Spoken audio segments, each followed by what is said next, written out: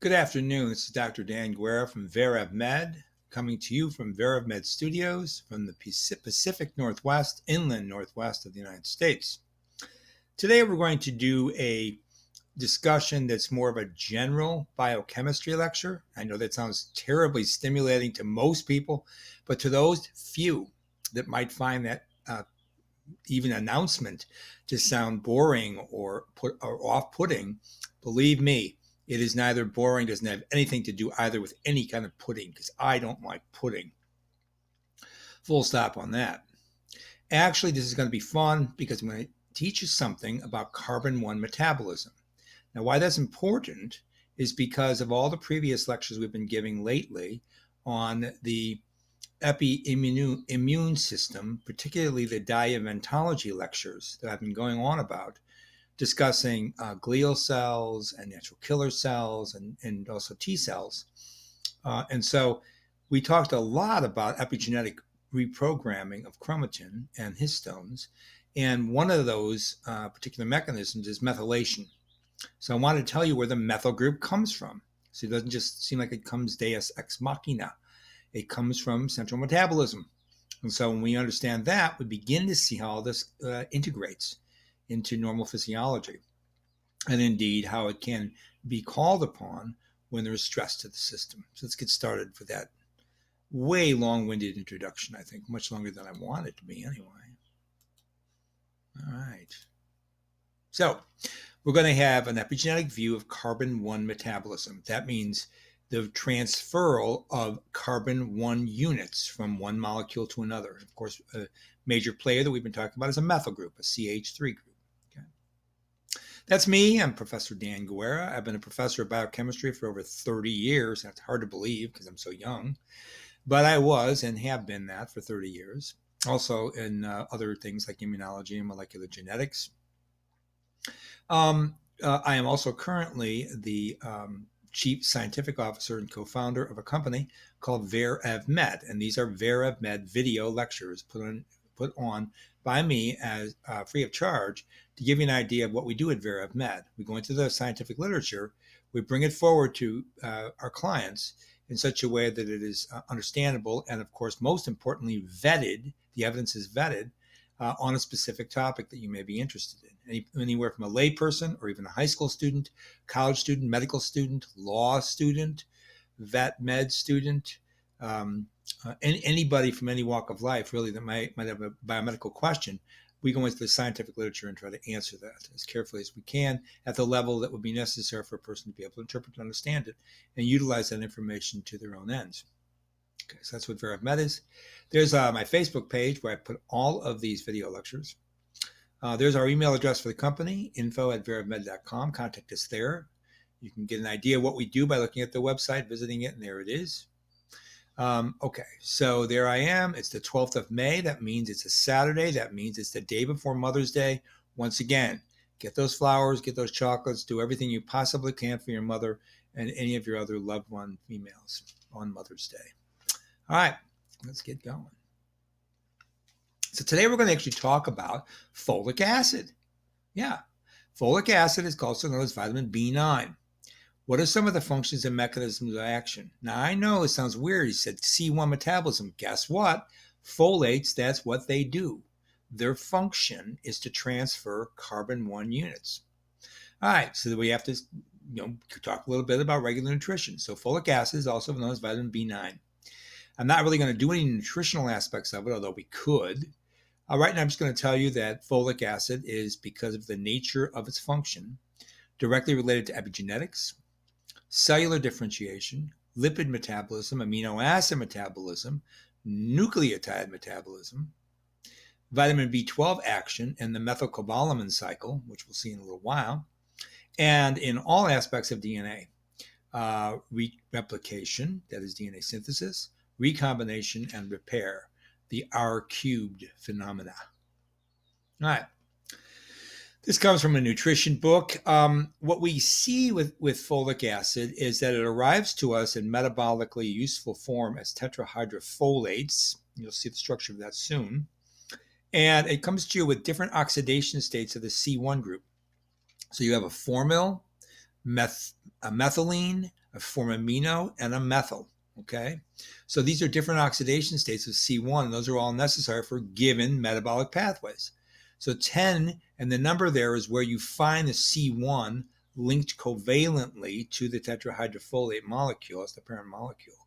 So at carbon 10, between carbon 5 and 10, at carbon 5 and carbon 5. That's what those numbers mean. Okay, so for example, 10-formyl tetrahydrofolate, that transfers formate as 10-formyl THF for purine synthesis. And there's some of the enzymes that utilize it in de novo purine synthesis. Purine is one of the nucleotides, okay? One of the class of nucleotides, A and G nucleotides necessary to make DNA and RNA. You have 5,10-methylene THF, and that is useful for pyrimidine biosynthesis. That's the other half of the nucleotides. You have purines and pyrimidines. Those are C's and T's. Folic receives formaldehyde for serine metabolism and glycine metabolism. We're going to see that. Also for glycine degradation, that's complete dismutation of glycine. We'll see that. And also for synthesis, reversible process, well, in a roundabout way. The formamino level of oxidation is necessary for histidine metabolism, and the methyl, of course, for methionine. Remember that we have adenosine-methionine, which is our epigenetic methyl donor. All right.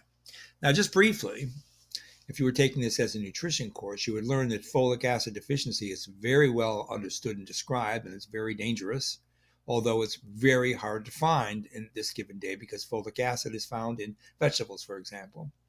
But if you do have a frank folic acid deficiency, you can get megaloblastic macrocytic anemia. Okay, it has to do with a problem with red blood cell function. Neural tube defects for women in their first stages of pregnancy, for the developing fetus, developing baby, so very bad.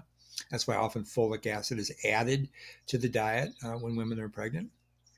Various metabolic disorders, too many to go into for folic acid deficiency, and also, just to cap it all off, cancer progression, right? So, wow, okay, so lots of things about folic acid that we need to know about in biomedicine. Now, I want to mention to you that folic acid, the reason it's a vitamin, of course, is it's essential. That means that we don't make it in the body.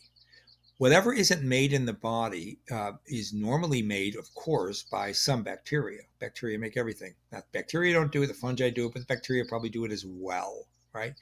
So we get folic acid from the diet, but if we looked at de novo folic acid synthesis and we wanted to somehow corrupt that, we might want to find a drug to do it, and the drug that would corrupt the synthesis of folic acid, one of the original ones was the sulfa drug, shown there, the parent sulfa drug, sulfanilamide. Now, that particular structure looks a lot like one of the intermediates in the biosynthesis of de novo folic acid. That's paraminobenzoic acid, shown there on the right. All right. So sulfanilamide looks like paraminobenzoic acid, so it is sort of like a substrate, a competitor for that reaction. And because of that, de novo folic acid synthesis can be inhibited via competitive inhibition. I'll show you what I mean by that in a minute. Now, why on earth we want to knock out folic acid synthesis? Didn't I just say it was absolutely essential in the neural tube defects on it? It's because what if you have a bacterial infection? See? You're taking folic acid pre-formed. You're not talking about synthesizing folic acid de novo, because if you did that, guess what? It wouldn't be essential, right? Because you'd make it yourself. So if you knock out folic acid synthesis by using certain drugs, you can then inhibit what? Inhibit bacterial growth. And so that's why some of these early antibiotic drugs were going after this pathway. Because if you knock out folic acid synthesis, bacteria kills them dead, as you might guess, because folic acid is absolutely essential. All right, so there is the sulfa drug. Now notice the sulfa drug has this SO2 group here where the normal substrate would have a carboxylic acid or carbonyl. That prevents that right there, that group right there prevents the addition of glutamic acid to this carbon. When you can't produce a polygamma glutamyl tail on folates, they're not functional, because that polyglutamyl tail, which you add at that carboxyl group right there, you can't add it here to this sulfur dioxide. When you add that glutamic acid to it, what that does is solubilize the folic acid, so it's useful in metabolic play. If you don't have that polygamma glutamyl tail, the folic acid isn't useful because it basically is insoluble or hydrophobic. It doesn't dissolve in aqueous, so it can't be functional. It's the whole business end. So that shows you here one of the original antibiotics is up here. Then is the sulfonylamide drug right up here. It looks a little bit, as we said, like the paraminobenzoic acid, except it has this sulfonic acid functional group here, sulfonoamide functional group, right? So here you got this enzyme called dihydroteroate synthase. This is the de novo synthesis of folic acid, right? So this is dihydroterin ring here. You add in normally paraminobenzoic acid, but here you're now adding in sulfonylamide. When you do that, you block tetrahydrofolate acid synthesis, okay? And again, that would kill the bacteria, so it's an antibiotic. All right, now take a look at the compound itself. It's got this pterin ring structure shown there. That, by the way, the pterin ring structure, that is actually a derivative of a Greek word for yellow, the yellow color of butterfly. Okay. Then there's your paraminobenzoic acid rather than the sulfonylamides. This is actually tetrahydrofolate. And you notice here's your polyglutamate tail. You see, there's your glutamate. You make a bunch of them. Since it's bracketed there, it's like N plus, right? As many as you need. The more you add, the more soluble is the folic acid derivative. Now, you take folic acid in the diet, just for you that love nutrition, right? You have to metabolize it first to dihydrofolate. Okay, so that's a reduction. Okay, and then you do another reduction. You make tetrahydrofolate, and that actually then is the parent compound that makes all the other folic acid derivatives necessary in metabolism. And here they are. So there's tetrahydrofolate. When it reacts with formate, you make N10 formyl tetrahydrofolate. That H4 means tetrahydrofolate. If you remove water, you make them ethenyl derivatives. See, the oxidation state is changed. You can also get there by reacting with formaminoglutamate, making N5 formamino tetrahydrofolate. Remove the amino group, and you're back to this methenyl, that oxidation state of the carbon. You go through, here is another reduction. You go to now N5, N10 methylene. That's a methylene there. That's the state of oxidation of the carbon. Tetrahydrofolate. All of these you see here with this red writing here, those are all different substrates. Those are different intermediates in folic acid necessary for different metabolic pathways, different oxidation states of C1. That's why this is called C1 metabolism. Okay. Finally, then you interact with FAD, flavin-adenine dinucleotide, which comes from riboflavin, and you make the all-important N5-methyl tetrahydrofolate, which, again, is very important for adding the methyl group, right? We're going to find out that's where you're going to get the methyl group for S-adenosylmethionine, therefore epigenetic modification via methyl groups. Anyways, you can also further metabolize this by reacting with homocysteine. Notice the vitamin B complex is all over the place in these reactions, and make methionine. Okay, so in the synthesis of back to tetrahydrofolate, you make methionine. So you add the methyl group to make that homocysteine. See, that's what you're doing there. That methyl group actually has to go to methionine. You're not at S-adenosylmethionine yet, but you're at methionine. Okay, and then the cycle just passes through. Now, there are some quick ways to go right from like this methylene tetrahydrofolate, and that's reacting glycine to serine. And then you can go back, and another reaction is taking ammonia and carbon dioxide, synthesizing glycine directly and making tetrahydrofolate that way. Now, this particular reaction is not found in humans. Okay, but you get the idea. This is the folic acid cycle. All of these intermediates are necessary for certain components of metabolism, as certain oxidation states necessary for metabolic pathways. All right. Now, I want you to take a look at this. This is supposed to be an enzyme substrate complex here, this thing that looks like a chipped tooth in the back of the mouth. Now, notice it has three different regions. It has an active site, it has a hydrophobic region, and it has a polar region. So this is typical of enzyme active sites. A lot of chemistry going on here. Now, there are drugs which will inhibit dihydrofolate reductase. Now, dihydrofolate reductase takes dihydrofolate and makes tetrahydrofolate. Remember that reaction we just showed you? So on the way of making it a useful folate. And this enzyme is really important because it's involved in the nascent synthesis of THF, which is necessary for everything we need it for.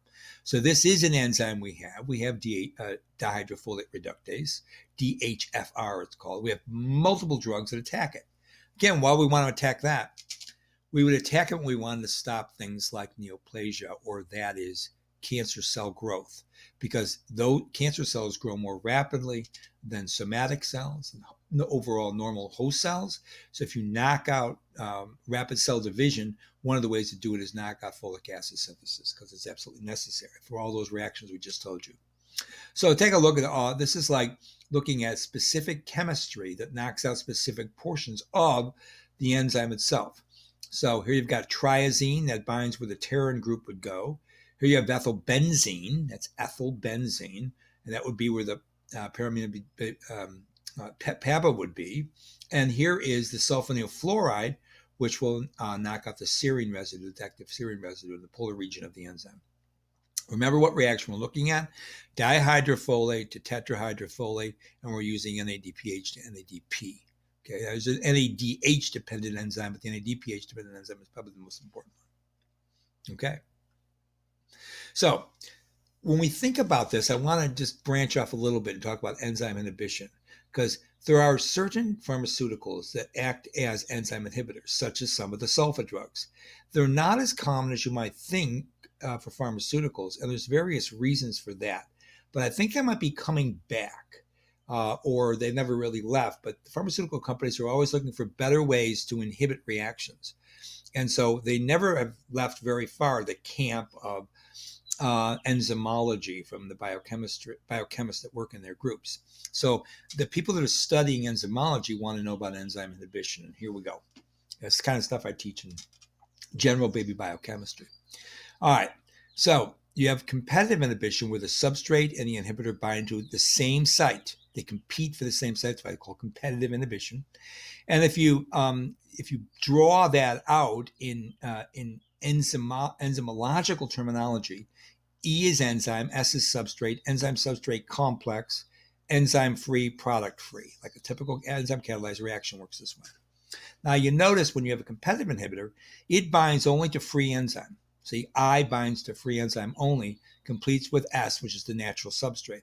So obviously competitive inhibitor, the more substrate you have, you'll swap out the inhibitor and you'll continue to make the product. So it's not as dangerous to the organism. But if you up the inhibitor concentration high enough and you swap out the substrate, you'll inhibit the enzyme. Okay, but that's why if you're thinking about pharmacokinetics and pharmacodynamics of these reactions, if this inhibitor is easily degraded or metabolized, right? Easily degraded or metabolized, then you have to continue to take more of it to be able to inhibit this reaction because it's competitive. Substrate's always going to be there, presumably. Now, non-competitive inhibition is, non-competitive. This is where the inhibitor binds to free enzyme or the enzyme substrate complex. So you see here, now here's the enzyme, E. There's the enzyme bound to I, or the enzyme bound to substrate. Okay, and there's free I, free S. Now take a look at this. The way this works in terms of stoichiometry and enzyme equation is that you start with the free enzyme, add the substrate, make enzyme substrate complex. That would then spontaneously degrade to enzyme plus product, right? Now, the enzyme substrate complex, though, can also bind the inhibitor, making an EIS complex. Guess what? Locks up the rein, enzyme can't make product. But also the free enzyme can bind inhibitor, EI. So you can bind both the free enzyme and the enzyme substrate complex. Here it was only binding free enzyme. So this is really a more toxic inhibitor because it can inhibit the enzyme substrate complex as well as the free enzyme. Okay, so this is going to alter the kind of inhibition you get from that kind of drug.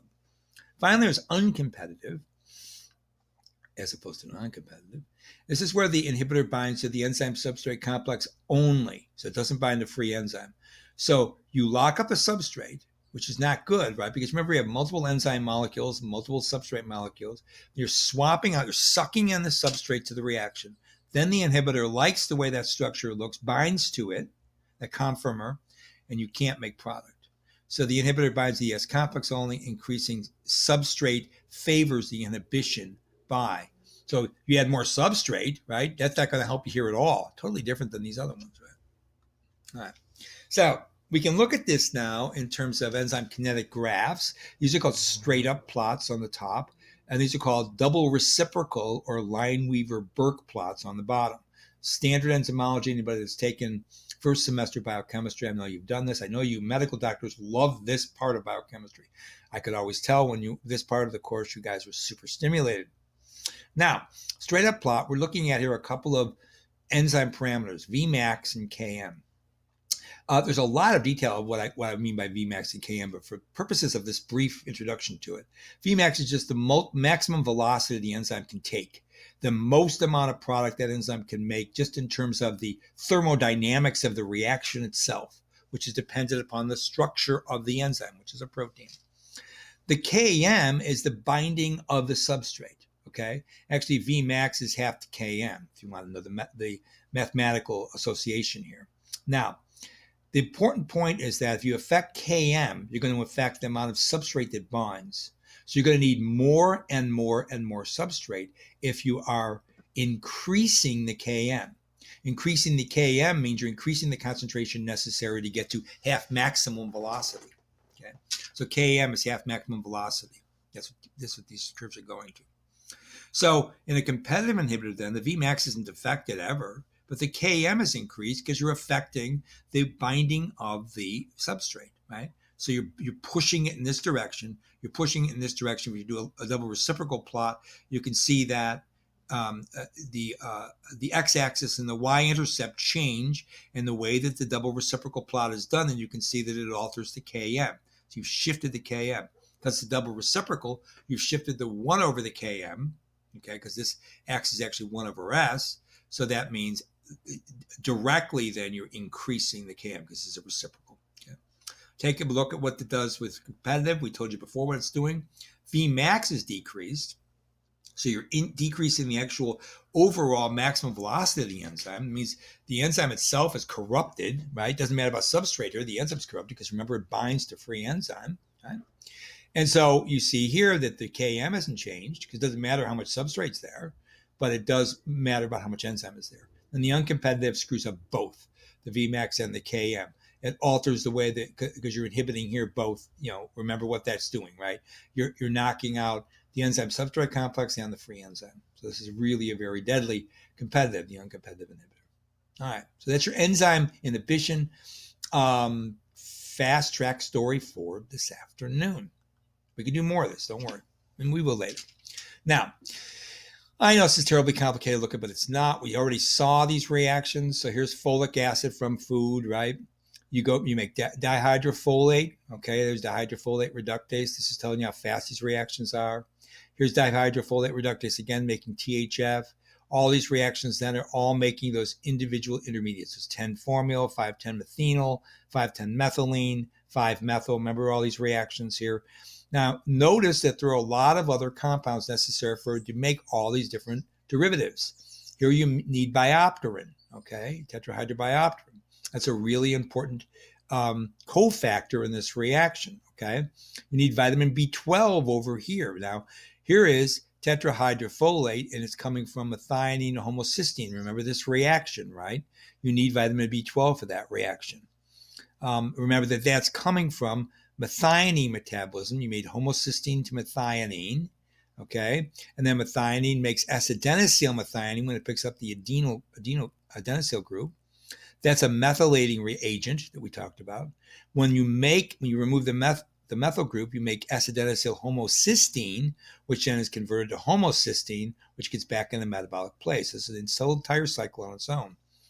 Likewise here, when we've got serine going to glycine, we make tetrahydrofolate, right? Going all the way down to 5-10-methylene tetrahydrofolate. You can also go from 5-10-methylene tetrahydrofolate back up to dihydrofolate. And all of these reactions require more B vitamins, okay? Here is a very important enzyme for thymidylate synthesis, right? It's one of the really important nucleotides, right? AGCT, so that is a deoxyribonucleotide, thymidyllic acid, right? Now, notice this, you have to get the methyl group for that synthesis right here in this reaction for that level of oxidation. So that's going to be pulling that carbon in to make thymidyllic acid. That's really an important intermediate, yet it's locked into all these other reactions, right? So anytime you screw up folic acid metabolism, all of these absolutely necessary reactions are also going to take a hit. That's the important thing about folic acid. And way over here in this tiny little, undiscovered country of methylation, this is where this whole thing that we've been talking about occurs. There's the methyl donor. So this is general metabolism, right, of this B9 vitamin, and also all these other B vitamins involved in these conversion reactions. But also remember that the moiety here, acid-adenosine methionine, is converted to homocysteine. Homocysteine is put back into methionine biosynthesis. So amino acid metabolism directly affected by folic acid metabolism. And this is just a byproduct of this methylation, right? Methylation is just a byproduct of the whole system. So here's a really cool enzyme, this serine hydroxymethyltransferase, the one I wanted to show you. 5,10-methylene tetrahydrofolate and glycine will make serine and tetrahydrofolate. And the reaction is reversible. It's reversible, and it utilizes yet another cofactor. That's a pyridoxine factor known as pyridoxal. Al means, of course, it's an aldehyde form. Pyridoxal phosphate, which is necessary for these kinds of, this is a transamination reaction. Okay, really important for TCA cycle anaplerosis, for example. Not this specific reaction, but PLP is necessary. You see how all these different vitamins are playing a major role in the metabolism of this other vitamin and vice versa. Okay? So you can imagine that this methylation now, the reason I'm showing you all these pathways, is you see how methylation is ultimately and intimately linked into core metabolism. So I don't want you to think of this methyl group coming out of, again, from the sky, and all of a sudden it's attached to histones, and then wow, you get all this major effect on gene expression in natural killer cells, like on the last talk. It doesn't come from, it doesn't come from nothing, right? It doesn't come from nothing. It's not an ex nihilo system. It's coming from, central metabolism. This is central metabolism where all these B vitamins. That's what I want. That's why I'm showing you this, to drive home that point. Okay? Plus a lot of amino acids that are dependent on this system. So, again, now taking away some of the complexity, we call this a remethylation pathway where you take N5-methyl tetrahydrofolate. You require B12 for methionine biosynthesis. Here's nascent methionine biosynthesis. Here you've got now the synthesis of SAM. There's your methylating group, right? You get rid of the methyl group, you get the SAH, the homocysteine derivative. Then you can make homocysteine. Homocysteine, it can be reacted using vitamin B6 to make cystathione and ultimately cysteine, another sulfur-containing amino acid, right? Very important. So you got methionine, you got cysteine, you got homocysteine metabolism, all linked into folic acid, vitamin B12 metabolism. And also what you make is, of course, free THF. You're dealing with this whole pathway from making the methylating agent, making these amino acids, okay? I'm not even going to talk about what some of these do as intermediates because they do have a function. But anyways, that's called the trans-sulfuration pathway for those of you who like it. So anyways, with the other product is tetrahydrofolate, and vitamin B6 does that glycine-serine transferase reaction, that, remember, that PLP-dependent enzyme, making N5-N10 methynyl THF, and then riboflavin, which is vitamin B2, reforms the methyl group. So again, intimately linked to all these other B vitamins, B6, B12, and B2. Okay, and again, folic acid is B9. All right. Again, this is now giving you the different perspective. Okay, so let's just go from, let's start with folic acid. Folic acid binds to a receptor. It's ultimately metabolized at tetrahydrofolate. We looked at it's going through the pathways, N5-N10 methylene. THF is used for synthesis of nucleotides, nascent DNA synthesis. This N5-10 methylene tetrahydrofolate reductase makes 5-methyl tetrahydrofolate. There is a very important intermediate, as we know. All right. Then when that can react with homocysteine, make methionine to acid-adenosine methionine, methyltransferases. Okay, so this is now a SAM.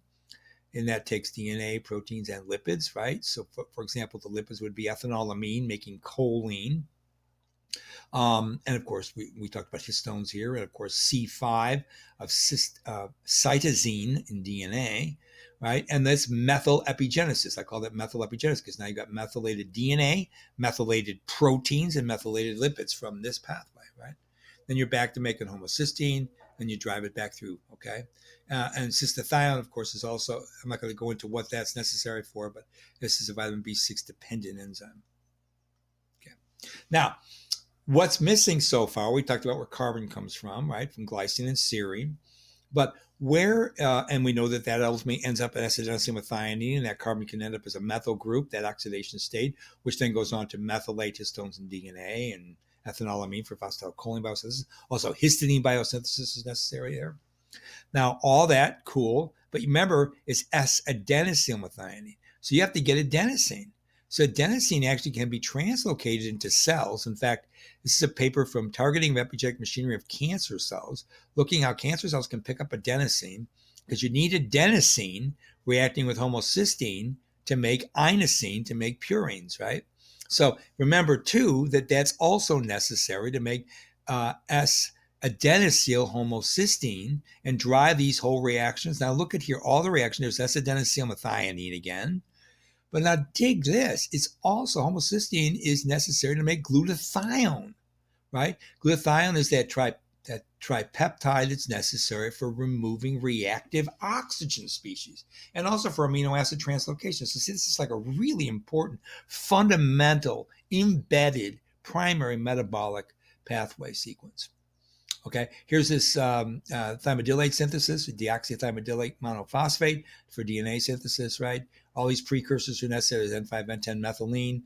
Remember how you produce this? We saw this pathway. You make N5 methyl, THF, and again, this reaction here can then form THF and at the same time methionine, driving all of these reactions. So it is tremendously important. And above all these things, I'm just showing you that adenosine is necessary, and adenosine can actually be translocated into the cell and also be translocated out. And adenosine itself is a really important player in control. It acts as a secondary messenger, intracellularly and extracellularly. There's just so much. And here, of course, are all of these methyltransferases. There's DNA methyltransferase, histone methyltransferase, and then there are non-histone protein methyltransferases, right? All from using S-adenosine with thionine, all happening inside this cell. All right, almost done.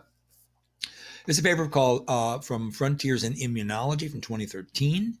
Here's various stimuli, T-cell receptor stimulations, T-cell receptor stimulation using different pro-inflammatory cytokines, TGF, IL-2.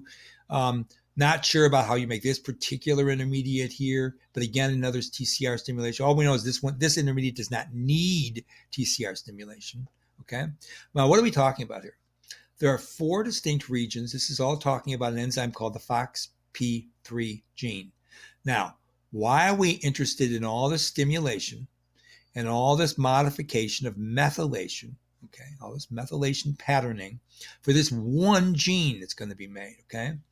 It's because FOXP3, what it is, it's a protein that is actually a transcriptional regulator, okay?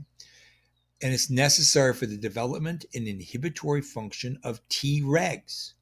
So Treg cells are what pull back T effector cells, remember? So Treg cells make it so that you don't have an overblown inflammatory response, which can go haywire and lead to a lot of tissue necrosis, which can ultimately cause cell division and lead to what? Yeah, lead to oncogenesis, right? So you don't want a lot of inflammation going on. You need Treg cells, and FOXP3 is necessary for that. So it plays an essential role in maintaining homeostasis of the immune system, right? The checks and balances of the immune system, T effector versus Tregs, by allowing the acquisition of full suppressive function and stability of Treg lineage, and by directly modulating expansion and function of conventional T cells. And this is all that little blurb I got there from a Gene Cards. There's your link for it if you want to look that up. Okay, now let's take a look at this. You have 4 different places on this FOXP3 gene. These are different promoter regions, okay? Look at this here. These are different elements within the gene. You get methylated CpG islands and native CD4 for the FOXP3. For the Tregs, you get demethylated CpG, but they're acetylated histones. And and then for the induced Treg, this is thymus Tregs, and these are induced Tregs. These are the ones that are actually working. You need that demethylation but you also have acetylated histones. You get both of those in there too. Now, also for this particular portion of the FOXP3, for the Tregs, you need acetylated histones here in that portion of the gene. Okay, on those histones that are cohering to that portion of the DNA. You also need methylated CpG islands here, demethylated CpG acetylated, but methylated CpG here for this particular gene. See here, each one of these is different. So it's amazing how this FOXP3 gene is controlled via all of this non-canonical hierarchical methylation, acetylation of either histones or CpGs on and off, and that regulates whether or not you've just got basically an inert Treg, or that is a primal Treg or a naive Treg directly from the thymus, or you've got an induced Treg. Okay, so four distinct regions of the FOXP3 gene are susceptible to epigenetic modification. Boom, boom, boom, boom. These are the FOXP3 promoter and three other conserved non-coding regions: the CNS1, the TGF-beta sensor enhancer, and CNS2, which is Treg cell-specific demethylation region, TSDR, that's there, and the CNS3, which is a FOX pioneer element, okay, bring FOXP3 into the system. And there's all of the shorthand there. These are all of these are transcription factors necessary to drive the expression of this gene. Okay, that's what we're talking about here, right? These are all FOXP3 promoter and three other conserved and some of them non-conserved coding regions for this particular gene systems. Okay, amazingly complicated. How many different transcription factors are involved? So you got cis and transacting elements. On top of that, you've got the superimposed methylome and acetylome, right, on either histones or on nascent naked DNA.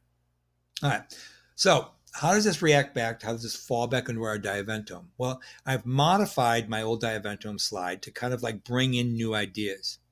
So you know that you have here in my system I'm trying to describe the genome, the environment, and the Immuno Epigenome, right? This is part of the trigonal planar system that I call the Diaeventome. Now in the genome, what are we talking about? All of us know this, but let's just go ahead and say it. The inherited and imprinted gene expression pattern, including things like single nucleotide polymorphisms that you get from mother and father, splice variations therein, copy number variations of genes therein, and also, unfortunately, any inborn errors of metabolism, plus everything else that's in the genome. Everything else that's like ticked off in the genome that's brought in from your mother and father. Some of it's silent, some of it not. That's why I put the word imprinted in there. The environment, what is the environment doing? Everything, right? Changing stress, both internal and external. Internal means all the things that are happening inside the body, all the interactions, right? Such as an immune response. And external means things like, say freezing, sunburn, anything is coming from outside the body. Xenobiotics, pathogens. The diet is an external stress. If you overeat, for example, or eat the wrong food, or you don't have the right essentials, don't get enough vitamin B9, for example. Medical treatments can also impact this, of course, negatively and positively. Medical treatments have their own iatrogenic issues. Psychological stress is also an environmental phenomenon. Neurological, which is separated from psychological. Cardiovascular, metabolic, wound healing itself, and immune response, neoplasia and cancer, and the aging itself. All of these are environmental effects, okay? Now, they come together to help generate, and then upon generation, the Immuno Epigenome moderates how the genome and environment interact. So what do I mean by the Immuno Epigenome? Real-time response to and alterations of immune surveillance and activation. That's what we've been talking about the last 4 lectures. Inflammatory response rather than, let's say, cytotoxicity. Energy, which means turning things down or keeping them off for a while. Immune memory, because we have T memory cells, for example, and B memory cells, for example. Epigenetic writing, reading, and erasure, okay, which we have talked about in previous lectures. Go back to those if you don't remember what they are. But the reading, for example, with the bromodomains. So what do we mean by diaventology, and how is this playing a role here, and why do we bring it up? Why are we bringing up C1 metabolism? Because C1 metabolism is a necessary component and one of the mechanisms necessary for you to get a diaventological event or activity or agency. So diaeventomology is an adaptational, processive accounting of agentic rational mind-body axis through cellular and molecular event ontology. So it is an event, it's not a substance, it's constantly changing. All the immune responses, all those epigenetic phenomena, all your regular cellular metabolism is on, and it's on at various stages, all the way from very early stages of embryogenesis, fetal development, all the way through to parturition, and all the way into that living human being dies. Okay. Another way of looking at it is the Immuno Epigenomic instantiation of genetically inherited neural, endocrine, and metabolic response.